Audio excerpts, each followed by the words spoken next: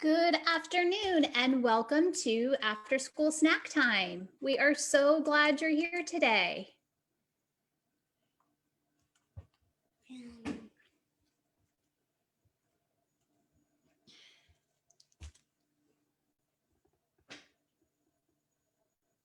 Hello friends and welcome to After School Snack Time. We are so glad you're here today. How many of you have joined us for snack time before? How many of you are joining us for the first time today?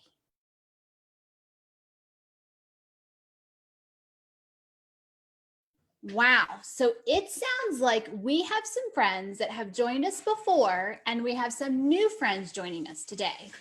Whether or not this is your first time, your second time, you don't even know how many times, I am so glad you're here. I am Crystal Parker. I am the Financial Education and Community Outreach Ambassador for the Credit Union, and I'm here with my friend, Miss Rusalina. She is the Savings Kangaroo, and she plans all of these fun things, and I get to have fun with her, which means I get to have fun with you. How many of you brought snack with you today? Who's ready to make a snack with me? Me. All right, friends, let's head on in for snack time. We're going to make some fancy popcorn today. If you give me just a moment, I'm going to turn off my screen share so that we can just make some food together. You ready? All right. Hello. So we are going to make some popcorn. Now I'm doing some microwave popcorn to make this easy for us. And I have a friend to help me today. Now, step one, you have to take the plastic packaging off because you do not want to put plastic in the microwave. That could blow up. Well, it would melt, and that would not be a good thing. Now, some microwaves have a special popcorn button you can push, and that should make your popcorn just about perfect. Now, some don't, and if you look at the packaging on your microwave popcorn, it'll tell you. So this one recommends 2 to 3 minutes, but we have a popcorn button on ours, so we're going to do that. Can you put it in, please? Yep. All right. Thank you, friends. Getting at all of our fun ingredients.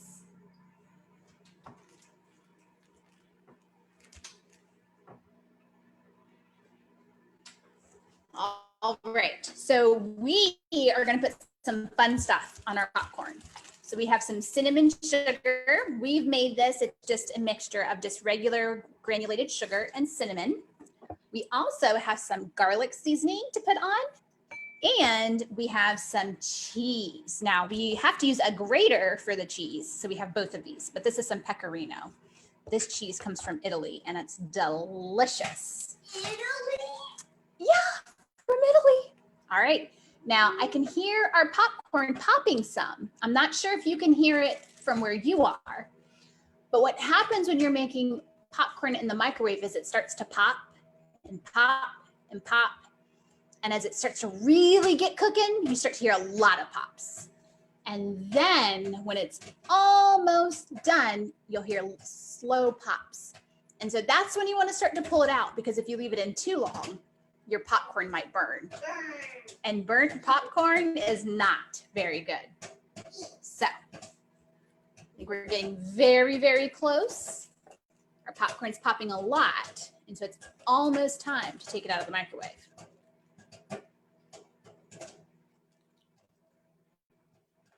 How hungry are you? Do you have a snack with you? Are you already eating your snack? If you're eating your snack, I'm jealous. Getting really, really close. There's lots of popping happening. Now, there's an important thing to keep in mind with popcorn. If you aren't used to making it by yourself, you might want a grown-up to help you, because it can be really hot and steamy when you take it out of the microwave. So you have to be really, really careful when you open it. All right. Sounds like ours is about ready. All right, my assistant, can you bring me the popcorn? Hot. It is hot.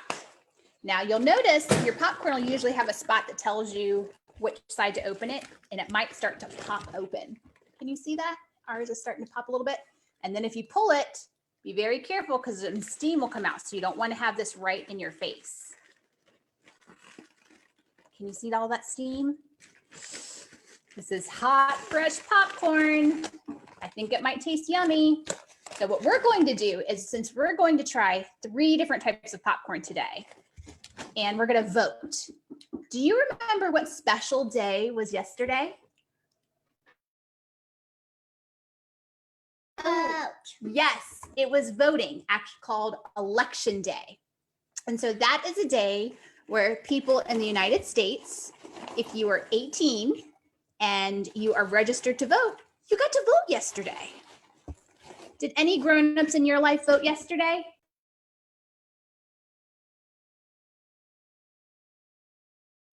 Oh, it sounds like some people voted. Now, if you missed, I am sorry to hear that. There will be more elections next year. We have election day every November, but a presidential election, which we had yesterday, only happens once every 4 years. So you have to wait 4 years to vote for president again. But that's a pretty special thing.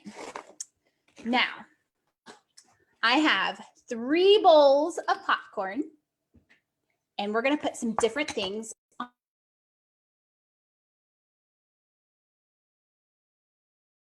All right, so what I'm going to do first is I have some cinnamon sugar. So we have some sweet popcorn we're going to have. Just going to sprinkle it over there. Do you ever like to have cinnamon sugar butter toast? So this is like butter popcorn with cinnamon sugar. I think it might taste well. And now I also have some garlic powder. So we're going to make some kind of flavorful popcorn. Ready? I like garlic. I use garlic in lots of stuff that I like to cook. All right. Important thing is clean up as you go. So we're putting the tops back on. Then we have some cheese, and I have my little grater. Now it's kind of hard to show you and do both at the same time. So if you give me just a minute, I'll show you. Now, the popcorn's white and the cheese is white, so it might be a little difficult to see it, but I have it on here. And so now we have to taste it. If you're at your house and you can put different seasonings on top of your popcorn, I recommend doing it and to see which things you like better. So I'm going to start with the cheese. I'm going to start with the Get a little extra savoriness. Try the garlic now. I'm going to try the cinnamon sugar first. I think I like the garlic powder one a lot. I'm going to try the garlic powder last. Now for cinnamon sugar. I like cinnamon cheese. I'm trying cheese. These are all so good. Now, if you had to vote and choose, which one would you choose as your favorite? All right, I have some kitchen assistants here, and I'd love to hear, what is your favorite flavor today? Mine has to be the cheese. The cheese. How about you? It's a lot of flavor. How about you? Mine is cheese and cinnamon. If you had to pick one, which would be your favorite? Cinnamon. I'm having a hard time choosing. If I had to choose, Garlic. I think I would pick the garlic actually, because I thought it was just interesting. The cinnamon sugar is a nice change because it's just that sweet and salty together. But I think I'd have to go garlic. I like that savoriness. All right, friends, it is time for story time. So if you are ready, it is time to head over to the story couch. And we have a great book to read today. So yesterday was election day, and we talked about the election a little bit. And we have a duck in our story today that is really concerned about an election, but I'm not so sure he's concerned about the election we had yesterday. All right, you ready for a story? Let's go.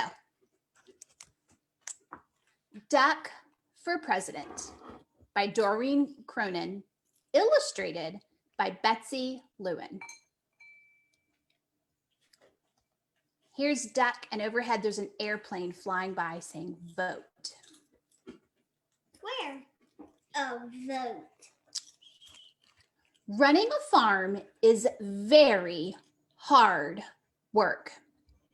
At the end of each day, Farmer Brown is covered from head to toe in hay, horsehair, seeds, sprouts, feathers, filth, mud, and muck, and coffee stains.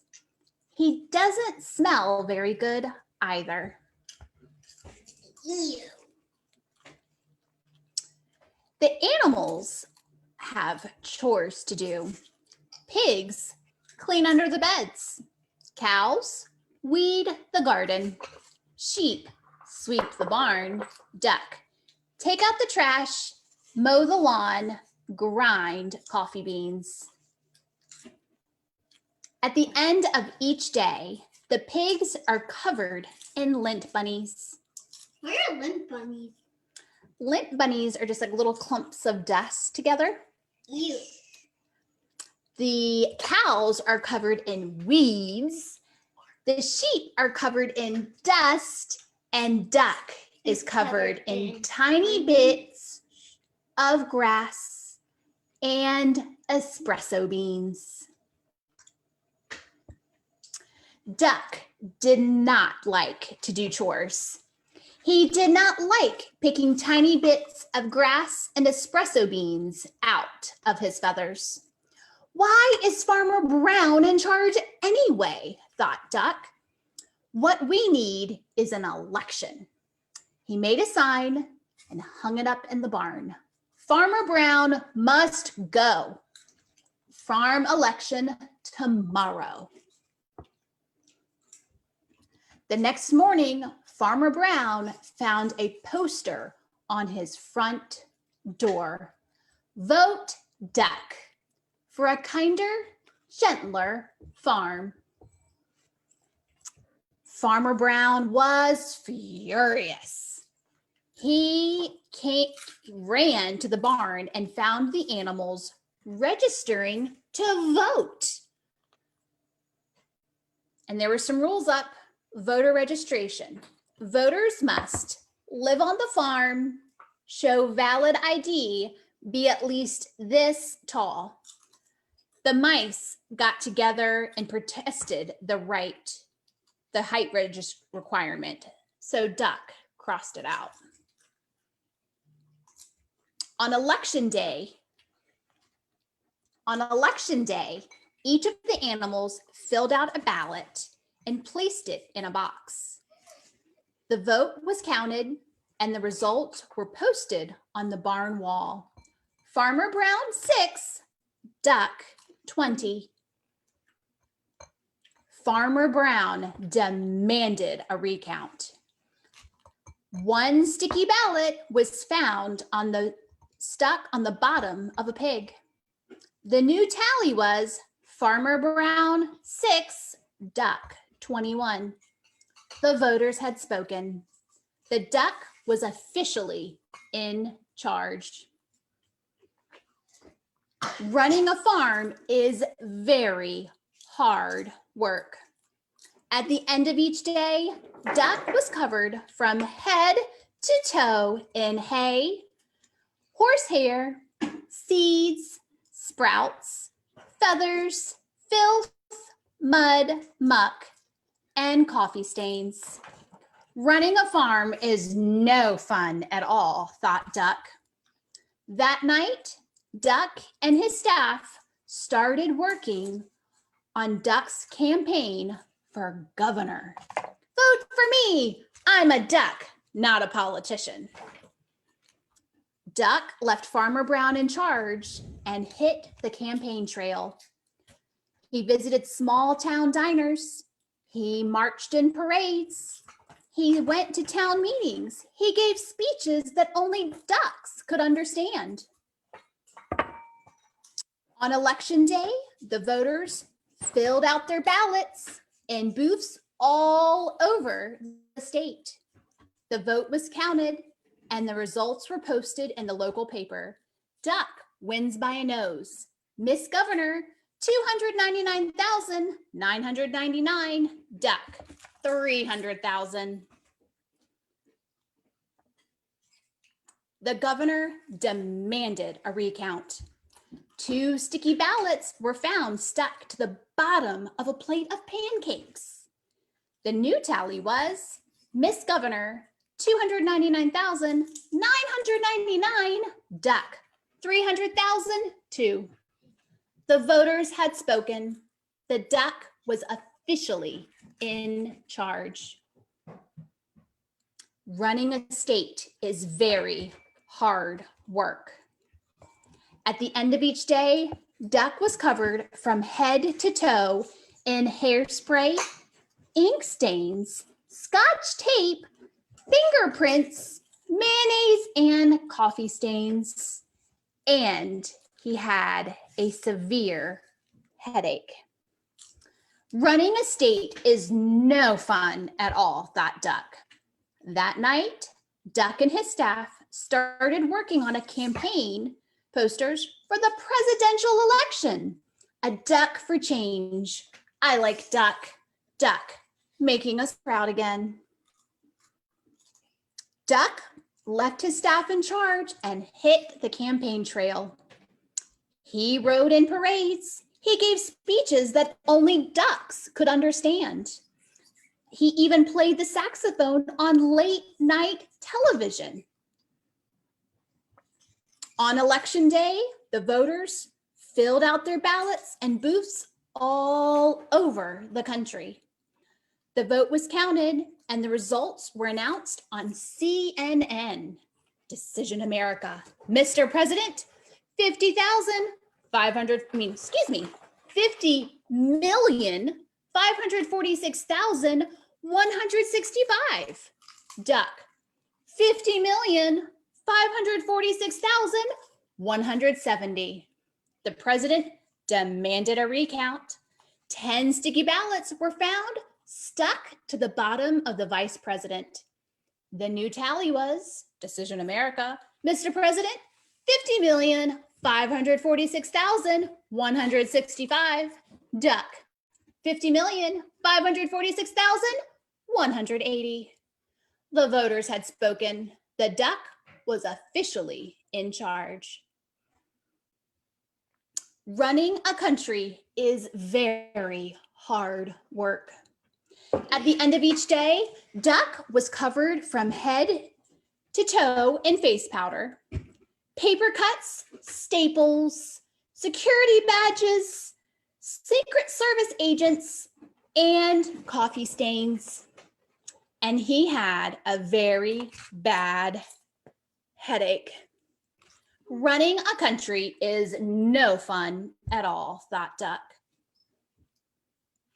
Then he checked the help wanted ads. Duck needed no experience necessary, must be able to mow grass and grind coffee beans. Duck left the vice president in charge and headed back to the farm. At the end of each day, Farmer Brown was now covered from head to toe in hay, horsehair, seeds, sprouts, feathers, filth, muck, mud, and coffee stains. And Duck is working on his autobiography. What was that question? What's an autobiography? I am so glad you asked. So an autobiography is a book that you write about yourself. Now, some people write biographies, and those are when somebody else writes a book about somebody else. So if you wrote a book about me, that would be a biography. If I wrote a book about me, or you wrote a book about you, that would be an autobiography. Mommy, can I have one? No. So, very good question. So, it sounds like Duck ran for being in charge of the farm, being governor, which means being in charge of the state, and he ran for president, which means being in charge of the country. And all of those things were really hard work. And he was mad. So this has me thinking, people who run for an elected office sometimes think that they want to make things better, which I think Duck wanted to do with the farm. He wanted to make things better for everybody on the farm. And then he realized it was really hard work.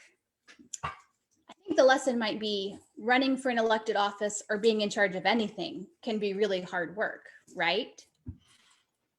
So that also has me thinking, if we had elections in our country yesterday, which we had an election for president and vice president, and in some states they had an election for governor. Every state had elections for the US Congress.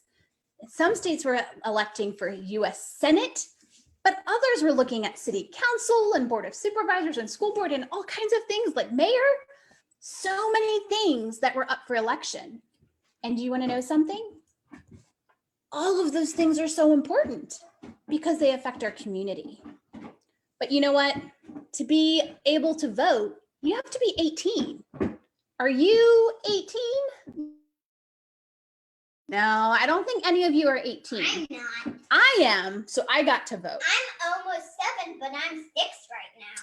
Not 18, so I don't think it's fair that you all don't get to vote yesterday or today. So I think you should vote. We got to vote on popcorn, and now it's important time for a very important election. Class president of Savings Academy. Savings Academy is Miss Rosalina's school. And if you join us for a snack time where we talk about money, you are part of Savings Academy. And today we want to hear from all of you who you want to be class president. Your choices today are Kash and Penny. I'm going to let each of them speak for themselves. So if you give me just one moment, I'm going to turn off my camera and turn the mic over to them.